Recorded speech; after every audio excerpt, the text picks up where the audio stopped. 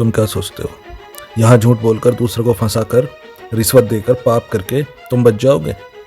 जी लो जितना जीना है, क्योंकि जब मौत आएगी तुम्हें जलाया नहीं जाएगा, तुम्हारी आत्मा को खींच कर ले जाया जाएगा एक ऐसी जगह जहाँ खून से लथपथ नदी है, जिसे वैतरणी कहा जाता है। वहाँ तुम्हारी खाल उतारी जाएगी, बार बार काटा जाएगा, हर बार मरा जाएगा, लेकिन तुम कभी नहीं मरोगे। दर्द का ऐसा महासागर, इसका कोई अंत नहीं। वहाँ जाकर तुम खुद सोचोगे, धरती पर की गई अय्यासी बहुत भारी पड़ गई।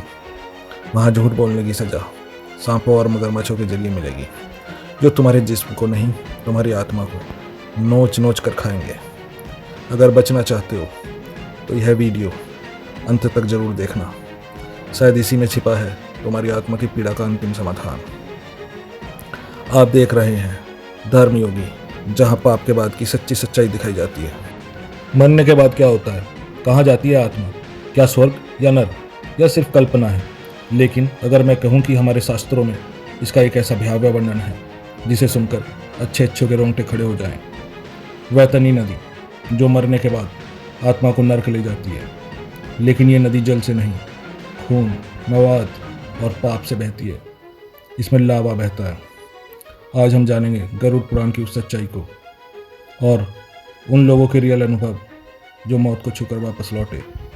गरुड़ पुराण कहता है, मृत्यु के बाद आत्मा को यमलोक ले जाया जाता है, परंतु उस रास्ते में आता है एक भयानक पड़ाव, वैतरणी नदी। यह नदी कोई सामान्य जलधारा नहीं है।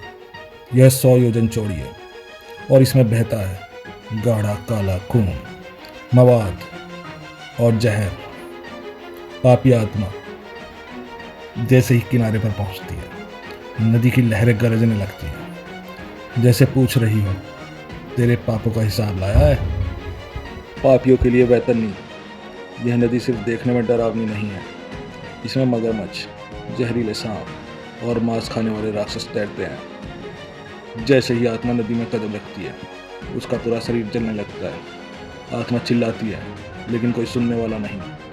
और अगर तुमने जीवन में गाय की हत्या की है, चोरी, व्यभिचार या धर्म किया है, तो तुम्हें इस नदी में घसीट कर फेंका जाता है। आत्मा की यातना। गरुड़ पुराण के अनुसार आत्मा भूखी प्यासी होती है। प्यास बुझाने के लिए जब वह नदी का रक्त पीने जाती है तो उसका मुंह जलने लगता है, जैसे लावा निगल लिया हो। कहीं कोई तट नहीं, कहीं कोई सहारा नहीं, सिर्फ चिल्लाहट, करहा और आत्मा का डर। आत्मा खौफ से भर जाती है। वह हर कदम पर सोचती है, काश मैंने जीवन में धर्म का पालन किया होता। बचने का एकमात्र उपाय, क्या इस भयानक वैतरणी से बचा जा सकता है? हाँ, गरुड़ पुराण बताता है कि जिसने जीवन में गाय दान किया है, सच्चे गुरु का सानिध्य पाया है, ध्यान, जप और सेवा की है, वो आत्मा नाव में बैठकर वैतरणी को पार कर लेती है। और जिसने कुछ भी नहीं किया, उसे वर्षों तक इसी किनारे पर सड़ना पड़ता है। इसीलिए कहा जाता है, अपने माता पिता, अपने बड़े और अपने गुरुजनों की सेवा कीजिए। गाय माता की सेवा कीजिए, गाय दान कीजिए, इससे पहले कि देर हो जाए। वैज्ञानिक अनुभव और नियर डेथ एक्सपीरियंस से लौटे लोग, अब सवाल उठता है, क्या ये सिर्फ धार्मिक कल्पना है? तो नहीं। कई लोग जिनकी मृत्यु हो चुकी थी और जो वापस लौटे हैं, उन्होंने भी ऐसी ही डार्क टनल्स, ब्लड रिवर्स और पीड़ादायक दृश्यों का वर्णन किया है। एक व्यक्ति ने बताया, मैं एक अंधेरे में गिरा जहां लपटें थी, रक्त की नदी थी और एक काली शक्ति मुझसे कह रही थी, तेरे पापों का समय शुरू होता है। मैं 7 मिनट के लिए मृत घोषित हुआ था, लेकिन उस दौरान मैं एक गहरी सुरंग में गिरा जहां चारों ओर सिर्फ खून और तड़पती आत्माएं थी।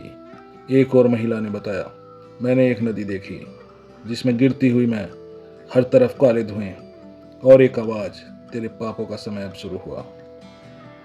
गरुड़ पुराण कहता है, जिसने गाय का दान किया, सच्चे ब्राह्मणों की सेवा की, सत्य और धर्म का पालन किया, उसे एक स्वर्णिम नाव मिलती है जिसमें बैठकर आत्मा पार हो जाती है। लेकिन जिसने दुराचार किया, पाप किया, मांसाहार, बलात्कार, व्यभिचार, उसके लिए ये नदी कभी पार नहीं होती। तुमने कितनों को धोखा दिया, कितनी बार किसी मासूम का दिल तोड़ा, कितनी बार खुद को भगवान से बड़ा समझा। वैतरणी सब गिनती है। मरने के बाद कोई वकील नहीं होता, सिर्फ कर्म और कर्मों की सजा होती है। इस वीडियो को देखकर क्या तुम्हें अपनी अंतरात्मा ने झकझोरा? क्या तुम्हें भी लगता है कि तुम्हारे पाप तुम्हारा पीछा नहीं छोड़ेंगे? तो आज से ही एक अच्छा इंसान बनो, धर्म को अपनाओ, गाय की सेवा करो और अपने कर्म सुधारो, क्योंकि वैतरणी इंतजार कर रही है।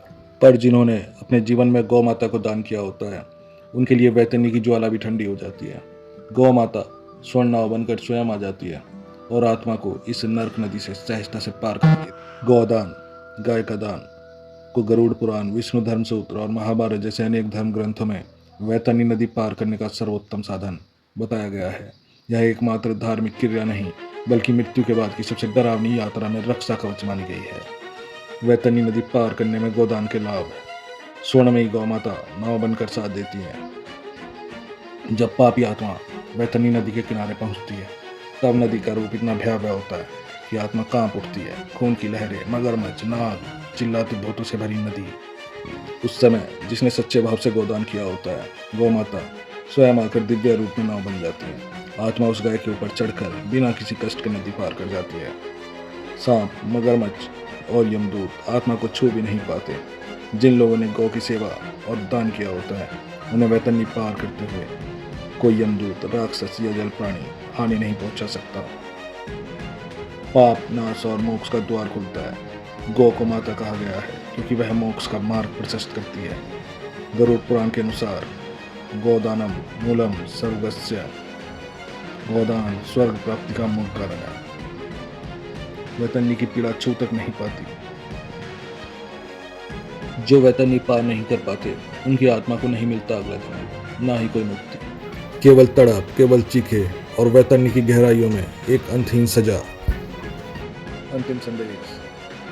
दोस्तों, वैतरणी केवल एक नदी नहीं है, यह हमारे कर्मों का आईना है।